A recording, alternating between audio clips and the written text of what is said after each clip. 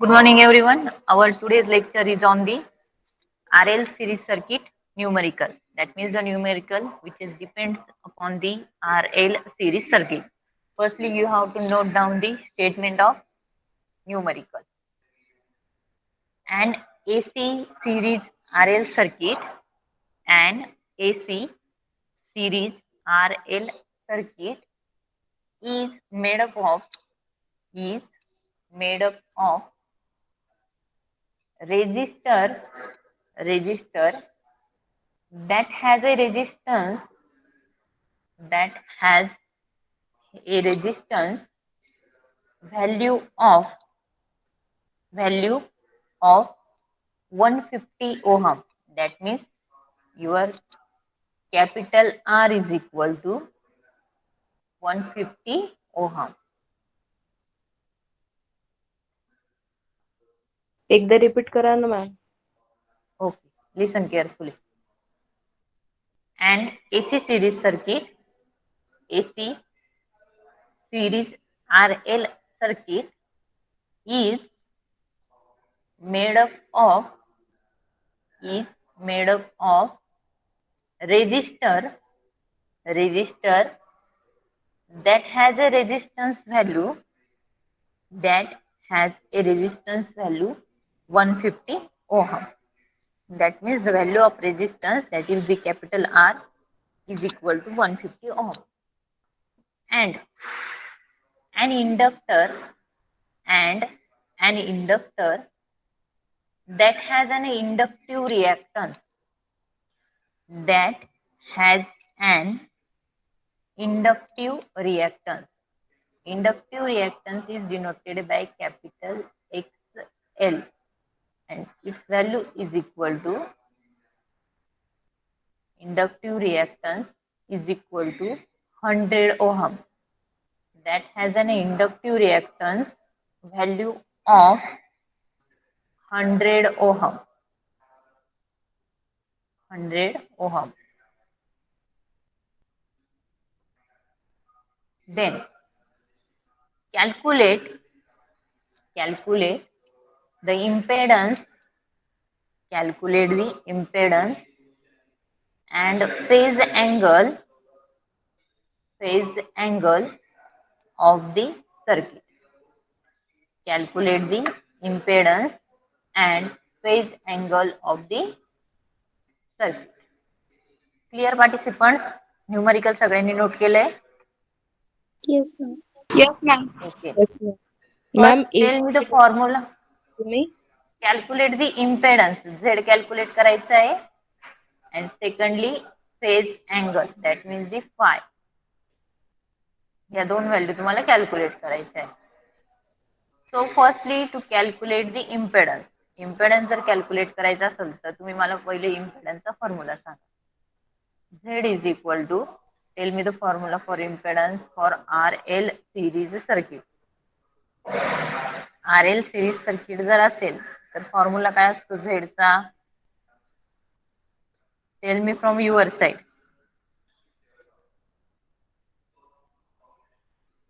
माहिती का नसेल तर नो सांगा, मी सांगते फॉर्म्युला.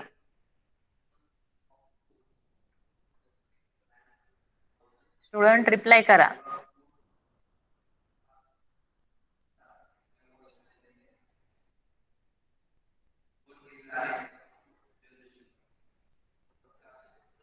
अरे पार्टिसिपंट रिप्लाय करा. झेड चा फॉर्म्युला माहिती का? Z is equal to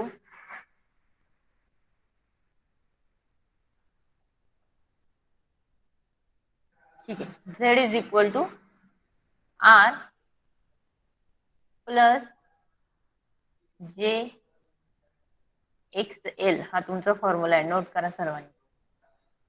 R plus J X L हा तुमचा आर एल सिरीज सर्किट ज्या कंडिशनला असतो त्यावेळेस तुमचा इम्पेडन्सचा फॉर्म्युला आहे. देन आता आपल्याला याची झेड ची व्हॅल्यू मॅग्निट्यूड फाइंड आउट करायचं असेल तर मॅग्निट्यूड ज्यावेळेस आपण फाइंड आउट करतो त्यावेळेस एक फॉर्म्युला असतो mod Z is equal to under root real part square. Real part कोणता आहे? R. That means the R square plus imaginary part square. Imaginary part कुठला आहे? XL. ज्याला जे सफिक्सला असतो तो इमॅजिनरी पार्ट असतो. मग XL चा स्क्वेअर. क्लिअर अप टू दिस? इथपर्यंत काही डाऊट कोणाला? No ma'am. फॉर्म्युल्यामध्ये काय घेतलंय?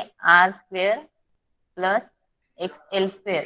Real part square plus imaginary part square. Okay. Then tell me the value of R and XL. Under root. R square means काय value R ची? बोला. 150 square. 150 त्याचा square. 150 ma'am बोला. मॅम ती Rituparna join करायचा प्रयत्न करते, तिला इन करा ना ma'am.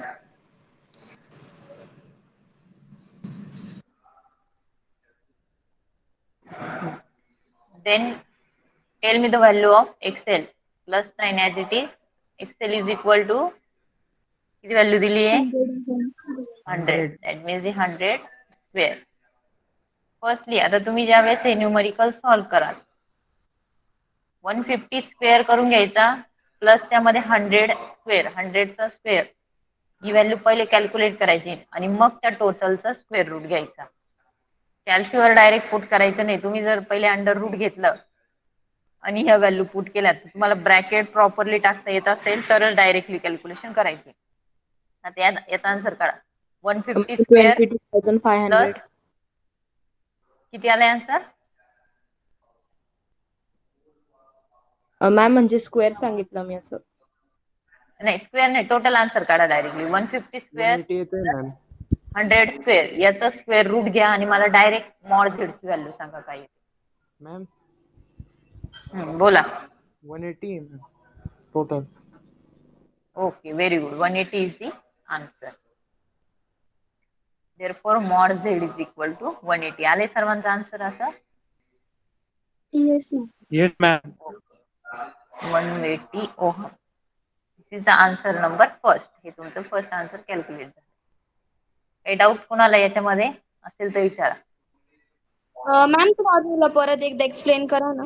Formula mod Z is equal to याचं मॅग्नेट्यूड घ्यायचं असेल त्यावेळेस under root real part square that is the R square.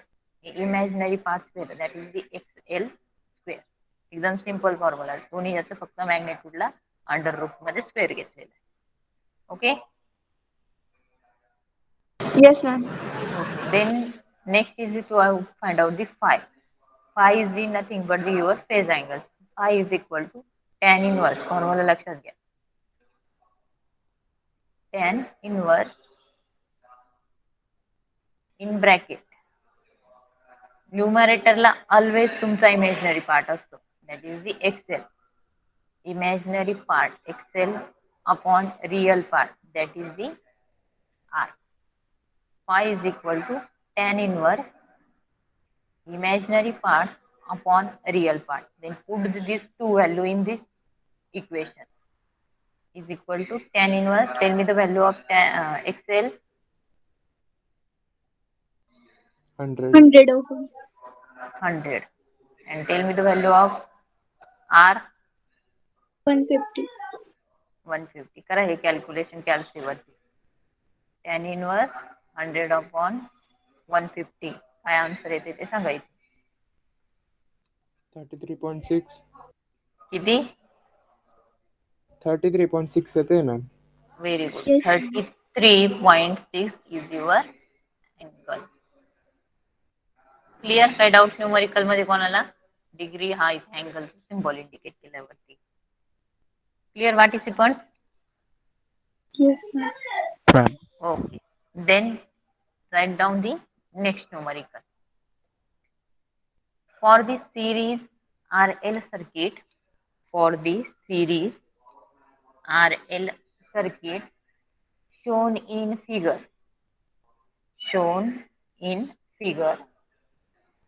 first calculate the value of current flow. Calculate the value of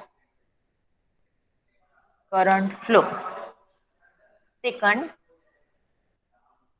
calculate the value of voltage drop calculate the value of voltage drop across resistor. Then third one, calculate the value of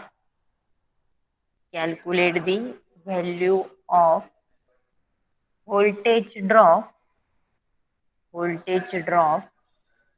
across the inductor.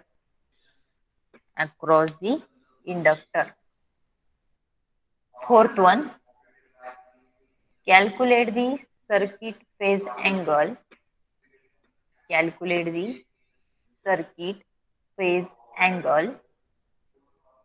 Based on voltage drop across resistor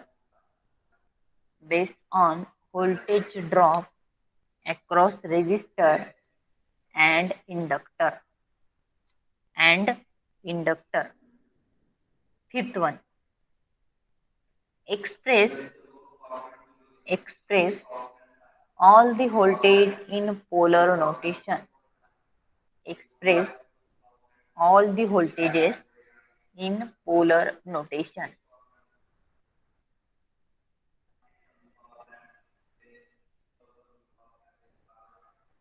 okay, numerical note केले सर्वांनी? Yes ma'am. Okay, आता तुम्हाला firstly diagram कुठली आहे ती draw करायची. Firstly diagram सगळ्यांनी आता नोट करा.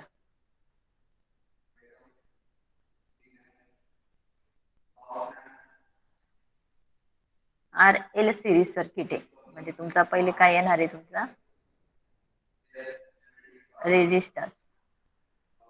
स्ट्रेट लाईन घेतली आहे, हा तुमचा रेजिस्टन्स ड्रॉ झाला.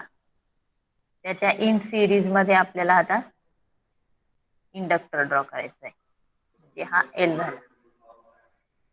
आणि हा तुमचा व्होल्टेज सोर्स त्याला कनेक्टेड आहे कॅपिटल व्ही चा. इथे असतो तुमचा capital V.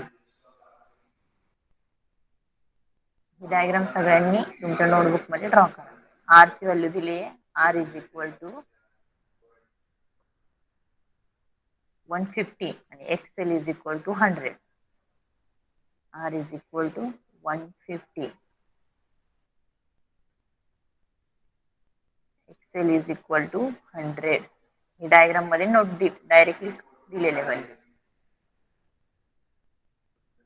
Voltage source V is equal to 440 volt 60 hertz. Voltage किती दिले? 440 440 व्होल्ट आणि 50 हर्ट्ज त्याची फ्रिक्वेन्सी, 60 हर्ट्ज फ्रिक्वेन्सी घेतलेली. 60 हर्ट्ज. ज्यावेळेस आपण व्होल्टेज प्रोव्हाइड करणार त्यावेळेस या सर्किट मध्ये तुमचा असा करंट फ्लो होईल. तो झाला तुमचा कॅपिटल आय. तो तुम्हाला फाइंड आउट करायचा आहे. आता न्यूमरिकल मध्ये फर्स्ट स्टेपला त्यांनी म्हटलंय calculate the value of current flow. म्हणजे काय कॅल्क्युलेट करायचंय तुम्हाला? Capital I. Then second one is the calculate the value of voltage drop across resistor. काय नोटेशन असतं व्होल्टेज ड्रॉप अक्रॉस रेजिस्टर? या रेजिस्टरच्या अक्रॉस, म्हणजे हे टोटल व्होल्टेज दोन ग्रुप मध्ये डिवाइड झालेलं आहे. इथे एवढा एक व्होल्टेज ड्रॉप होणार आहे इथपर्यंत, मिडल पर्यंत. त्याला काय नोटेशन आहे ते सांगा. आणि सेकंड व्होल्टेज या इंडक्टरच्या अक्रॉस ड्रॉप होणार आहे. आणि या दोन व्होल्टेजचे ऍडिशन केल्यानंतर तुमचं हे टोटल व्होल्टेज भेटणार आहे. तर नोटेशन सांगा मला. Which letter is denoted for the voltage across resistor? बोला, कोणती व्हॅल्यू इंडिकेट होते व्होल्टेज अक्रॉस रेजिस्टर साठी? माहित असेल ती येस, न असेल माहित तर नो मला.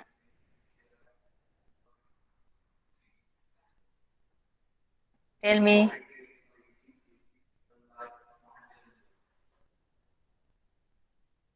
ओके, याचा अर्थ कोणालाच माहित नाही. The voltage drop across resistance is denoted by VR, capital V suffix R. V व्होल्टेजचा असतो आणि रेजिस्टन्सच्या अक्रॉस म्हणून तो सफिक्सला R घेतलेला आहे, म्हणजे VR. is the voltage drop across resistors. Clear? Ma'am समजलं एकदा का? परत आवाज ब्रेक होत होता म्हणून नाही समजलं. बरं. V is indicated for the voltage, and voltage drop is nothing but also indicated by the capital V. आणि R का घेतलाय सफिक्सला? Because it is across the your resistor. Similarly VL, voltage drop across the inductor. L च्या across आहे म्हणून तो VL आहे, R च्या अक्रॉस म्हणून तो VR आहे. VR is the voltage drop across resistor. VL is the voltage drop across inductor. Clear? Yes ma'am. Okay. मग आपल्याला त्यांनी सेकंड क्वेश्चन केलाय व्होल्टेज ड्रॉप अक्रॉस रेजिस्टर मध्ये. तुम्हाला VR फाइंड आउट करायचं आहे. Second value VR find out करायची. V suffix R येतो. थर्ड इज दी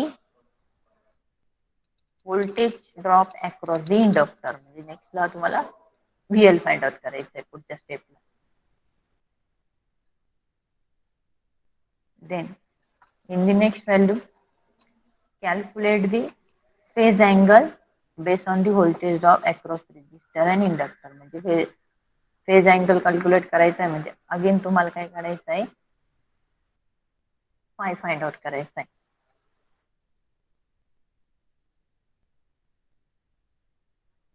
तुमचा फाय फाइंड आउट होईल again.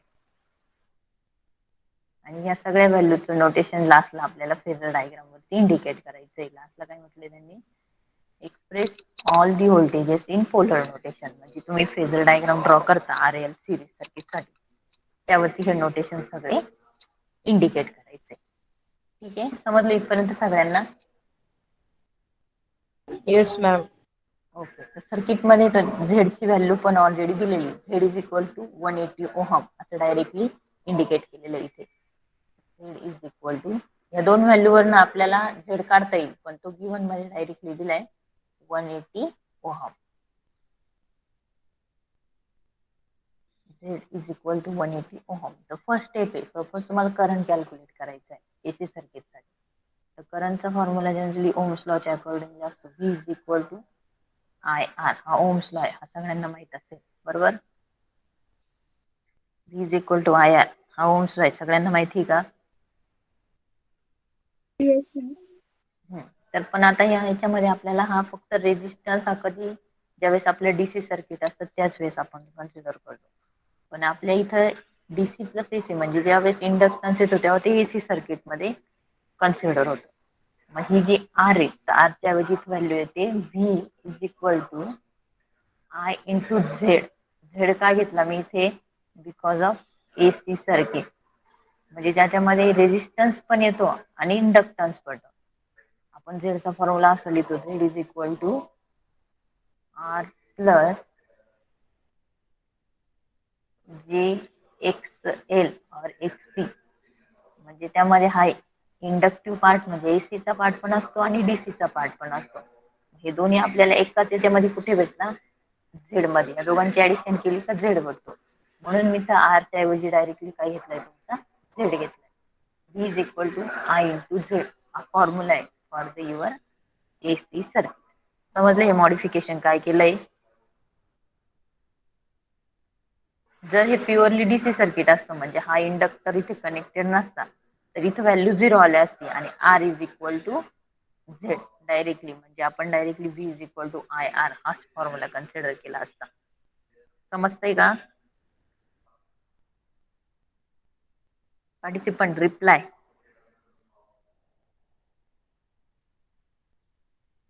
Yes ma'am. Okay. Therefore Z ची व्हॅल्यू जर काढायची असेल किंवा आय फाइंड आउट करायचा असेल तर हा झेड या व्ही ला काय होईल? डिवाइड होईल. Therefore capital I is equal to V upon Z. आपल्याला फर्स्ट स्टेपला आय फाइंड आउट करायचा आहे. आय साठी हा फॉर्म्युला आपण पहिले घेतला. मग आय कॅल्क्युलेट करायचा आहे म्हणून हा जो झेड आहे मल्टिप्लिकेशनचा हा डिनॉमिनेटरला जाईल. Tell me this value of two quantity. I is equal to V किती दिलाय गिवन मध्ये? बोला. व्ही किती आहे गिवन मध्ये? 440 व्होल्ट. 440. 440 तुम्ही न्यूमरेटरला नोट केला. आणि झेड किती दिलाय गिवन मध्ये? 180. इम्पिडन्स 180. 180.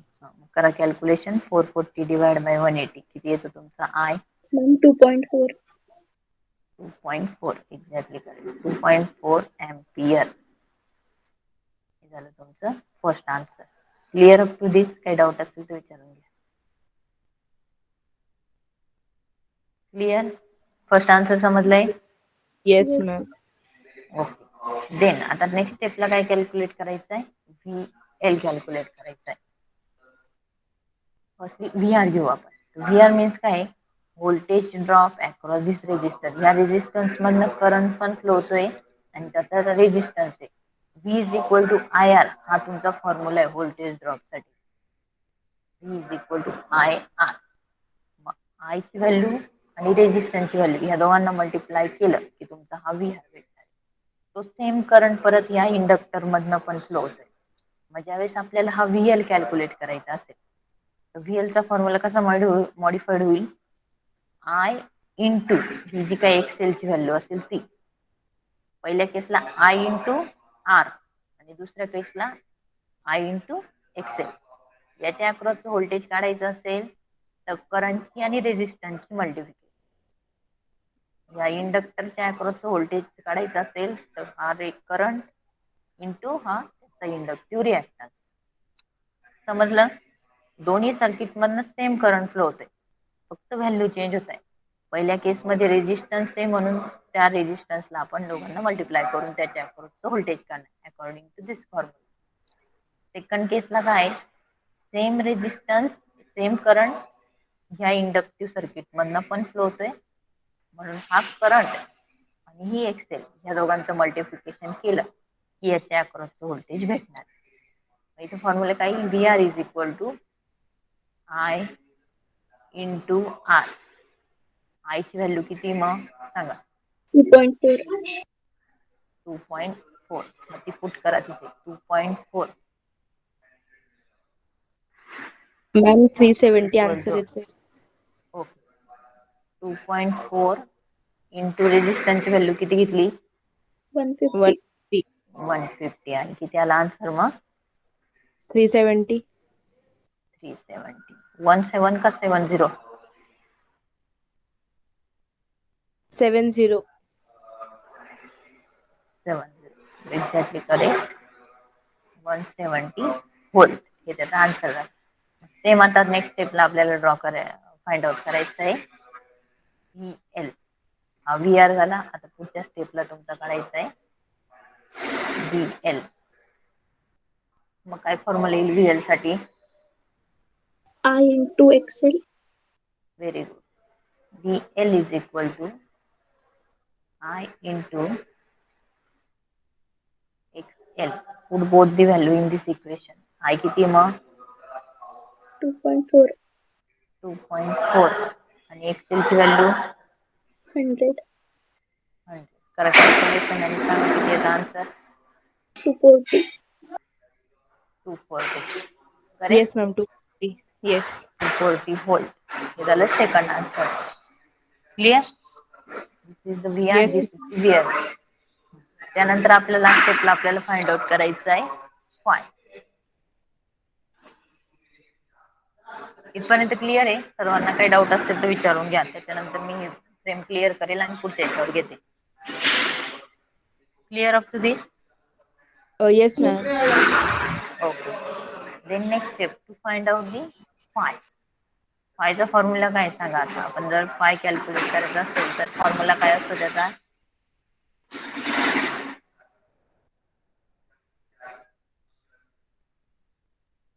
फायचा फॉर्म्युला जस्ट पिक्चर घेतला होता ना. Phi is equal to tan inverse.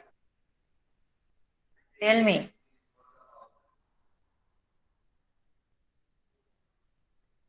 Real part upon imaginary part upon real part, that is the XL upon R. करा दोन्ही व्हॅल्यू पुट आणि मला आन्सर सांगा. फाय इज इक्वल टू किती? Tan inverse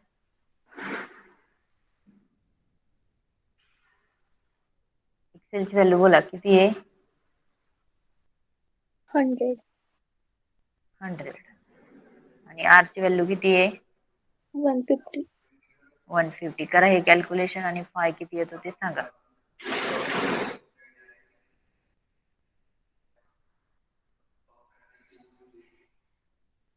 किती ते आन्सर? 0.01.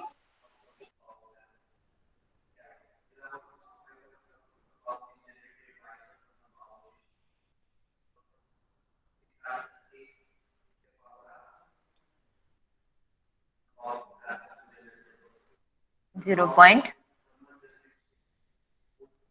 किती? 0.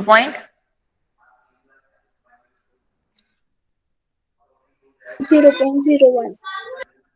0.01. हे सगळ्यांचं आन्सर आले का असं फायचं? No, ma'am. हा, चला कसं काय दुसरं आलं? कोण क्रॉस चेक करून 33.6 सांगा येतोय ना. सगळ्यांनी. किती? 33.6. Yes, ma'am. 33.6 is the correct answer. हे wrong answer. Yes, ma'am. Bracket द्यायचं Hmm. विसरले.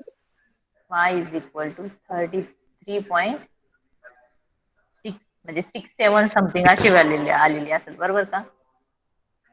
6-7 वगैरे असं असेल तर त्या 6 ला तुम्ही 7 पण करू शकता. 6-9 आहे मॅम. 6-9 आहे ना, बघा म्हणजे 69 ला तुम्ही 70 पण राऊंड फिगर मध्ये कन्वर्ट करू शकता. हे तुमचं करेक्ट आन्सर. काही डाऊट या न्यूमरिकल मध्ये कोणाला? No, ma'am.